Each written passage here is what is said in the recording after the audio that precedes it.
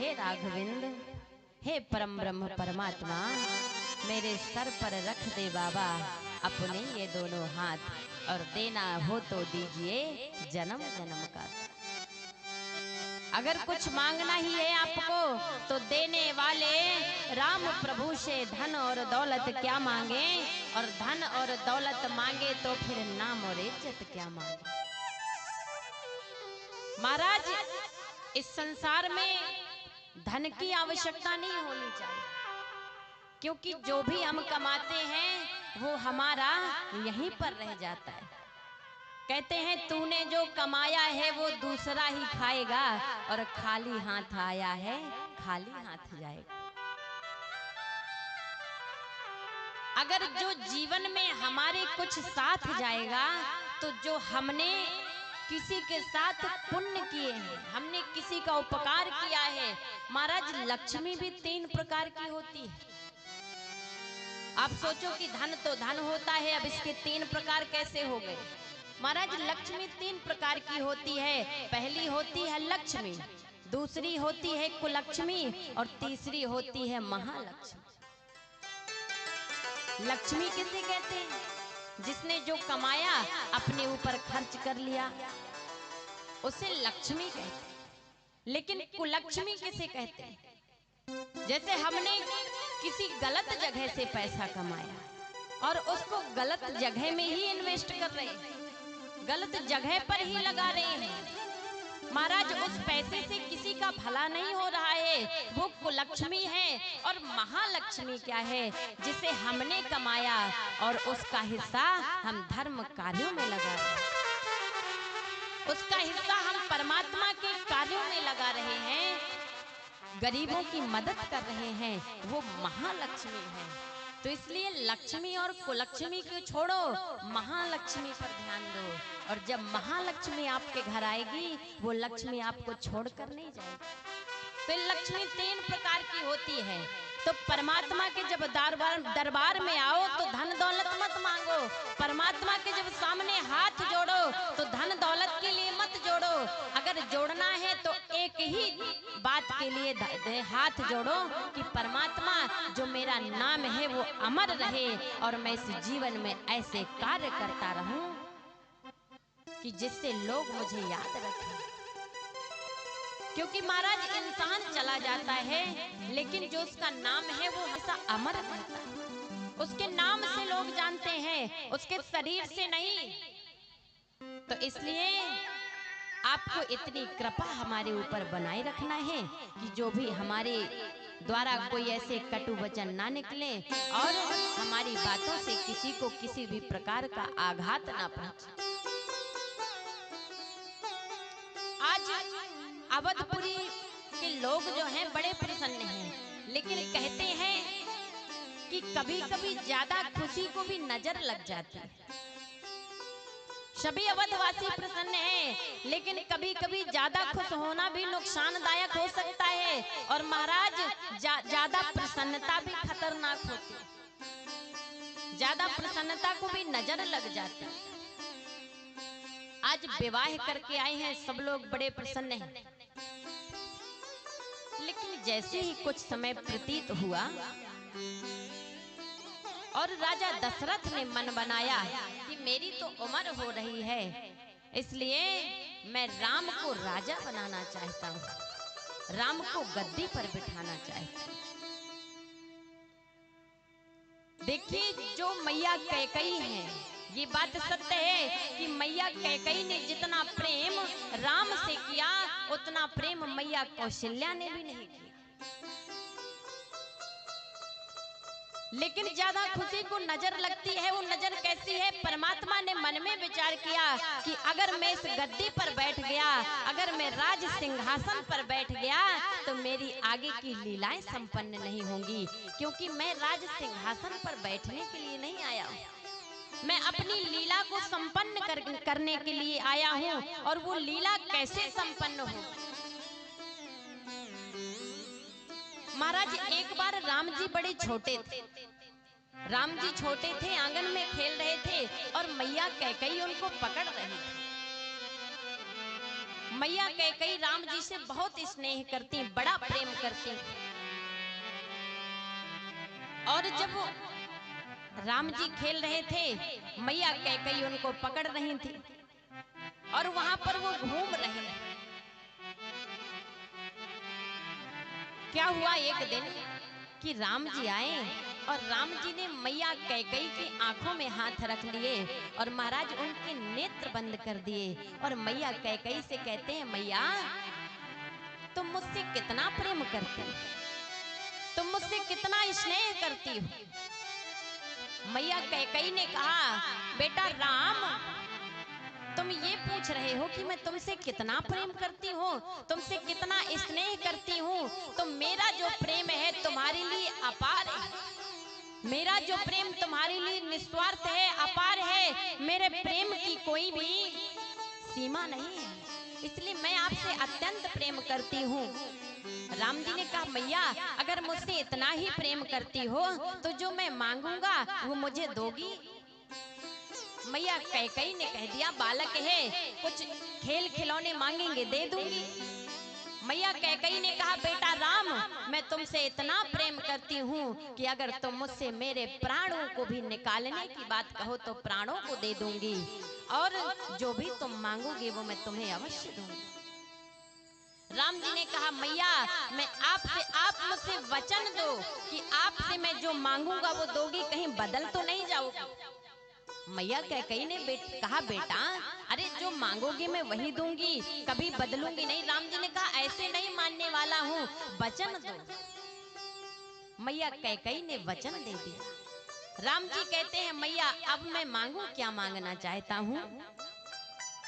मैया कैकेयी ने कहा, मांगो। राम जी कहते हैं, मैया अगर कुछ देना ही चाहती हो तो आप मुझे मेरे पिता से मेरे लिए 14 वर्ष का वनवास मांगो। अगर आप कुछ देना ही चाहती हो तो याद रखना, आपने मुझे वचन दिया है कि जब मैं बड़ा हो जाऊं तो मेरे पिता से मेरे लिए 14 वर्ष का वनवास मांग लेना, यही मैं आपसे मांगना चाहता हूं। मैया कैकेयी रोने लगी और कहने लगी, बेटा राम, तुम मुझसे, मैं तुमसे इतना प्रेम करती हूँ और तुम कहते हो कि मैं तुम्हारे लिए 14 वर्ष का वनवास मांग लूं। ये मुझसे नहीं हो सकता है क्योंकि तुम में मेरे प्राण बसते हैं। राम जी कहते हैं, मैया अगर आप ऐसा नहीं करोगी तो मेरे जो भी मेरे जीवन में लीला है वो अधूरी रह जाएंगी और मेरा अवतार जिस लिए हुआ है वो मेरा अवतार कामयाब नहीं होगा। इसलिए मैया आपसे प्रार्थना करती हूँ कि आपको मेरे प्रेम की सौगंध है कि आप पिताजी से मेरे लिए 14 वर्ष का वनवास मांग लें। और राम जी ने सरस्वती मैया को आदेश दिया और महाराज वो सरस्वती मैया किसके दिमाग पर बैठ गई, किसके जीभ पर बैठ गई, वो बैठ गई मंथरा के जीभ। जो मंथरा है वो हमेशा मैया कैकेयी के साथ रहती है।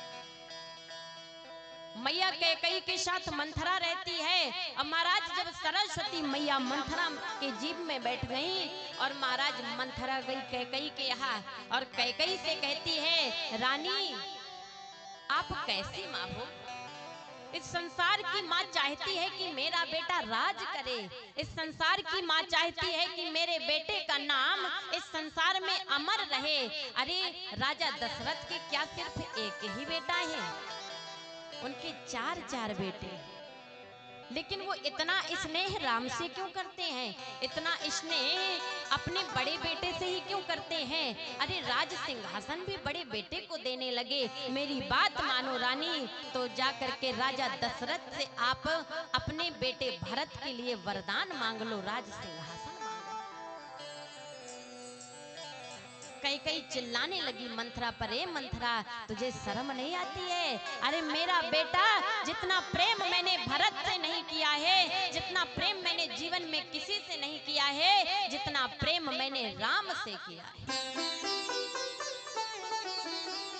इसलिए संसार में यदि मुझे कोई सर्वप्रिय है तो वो मेरा बड़ा बेटा राम है और तू कैसी कुलक्षणी है। अरे तेरी जीभ कैसी है कि तूने इस जीभ से मेरे बेटे राम के लिए वनवास के लिए कहा है और मेरे भरत के लिए राज सिंहासन के लिए कहा है। लेकिन महाराज सुमित्रा बिल्कुल भी नहीं मानी और कहती रही। लेकिन मैया ने भी मन में विचार किया, देखो ऐसा नहीं है कि कैकेयी स्वार्थी है, ऐसा नहीं है कि कैकेयी निंदनीय है। लोग कहते हैं कि कैकेयी निंदनीय है, लेकिन मैं कहती हूँ कि महाराज कैकेयी निंदनीय नहीं, कैकेयी वंदनीय है। लोग कैकेयी की निंदा करते हैं, लेकिन मैं मैया कैकेयी की वंदना करती हूँ कि जिसने अपने जीवन में इतना बड़ा परित्याग किया।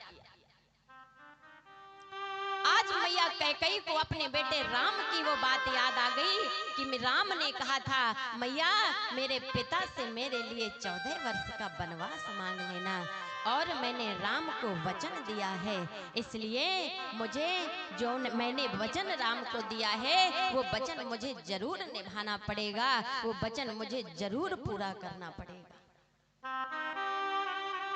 मैया कैकेयी को भी बड़ा कष्ट हुआ, लेकिन मैया कैकेयी ने मन में विचार किया, यदि मैं ऐसा नहीं करूंगी तो आगे की लीलाएं संपन्न नहीं होंगी, इसलिए मुझे ये करना ही पड़ेगा।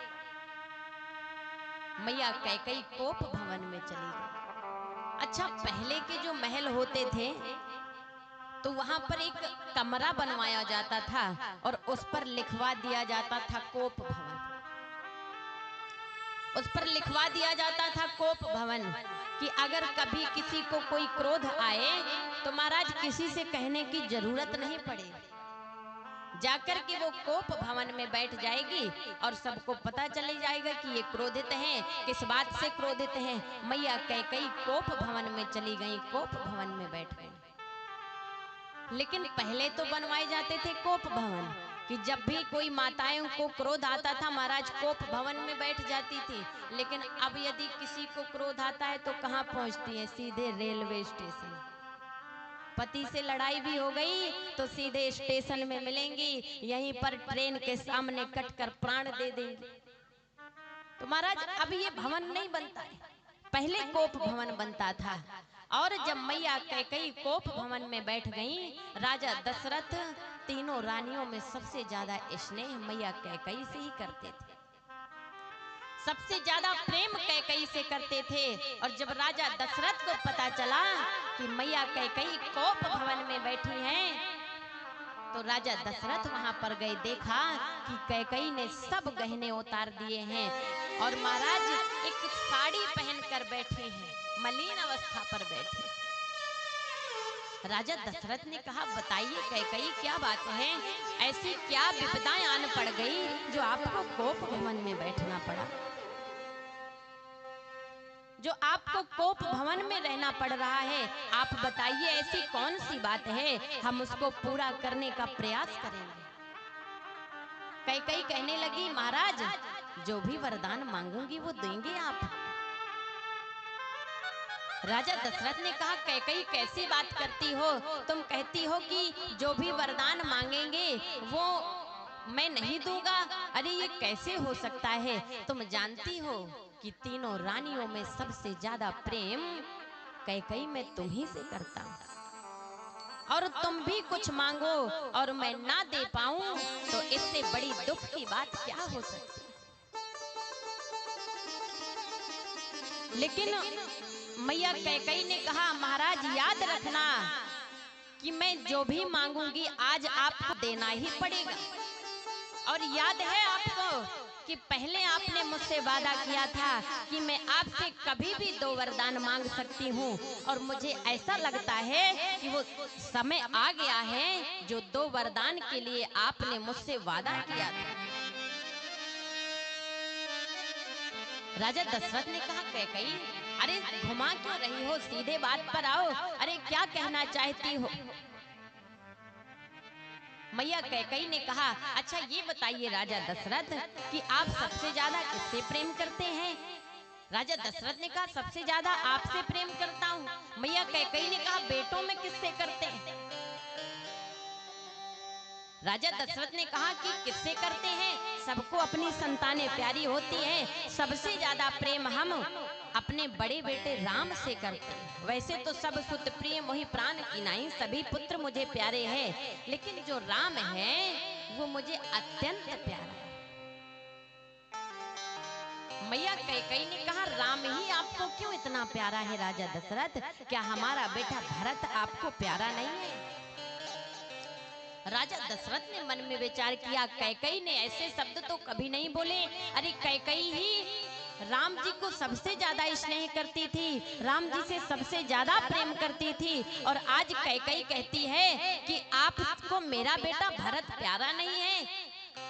राजा दशरथ कहते हैं, ऐसी बात नहीं है देवी, मुझे तुम्हारा बेटा भरत भी प्यारा है, लक्ष्मण भी प्यारे हैं, और महाराज शत्रुघ्न भी प्यारा है, लेकिन बड़ा बेटा राम है, बड़े हैं, मर्यादा पुरुषोत्तम हैं, और आप तो जानती हैं कि कितने सुलझे हुए हैं मेरे बेटे श्री राम। मैया कैकेयी ने कहा, आपसे मैं आज कुछ ऐसा मांगने जा रही हूँ महाराज कि आपको वरदान देने में बड़ी कठिनाई जाएगी, आपके पैरों के नीचे सक जाएगी। मैं ऐसा वरदान आपसे मांग रही हूँ। राजा दशरथ ने कहा, ऐसा कौन सा वरदान मांगना चाहती हूँ? अरे मुझे बताओ तो सही कि वो वरदान कौन सा है। गोस्वामी तुलसीदास जी महाराज लिखते हैं कि कैकेयी क्या कह रही है कि मुझे ऐसा वरदान चाहिए, और वो वरदान कैसा है कि देहूं एक बर भरत ही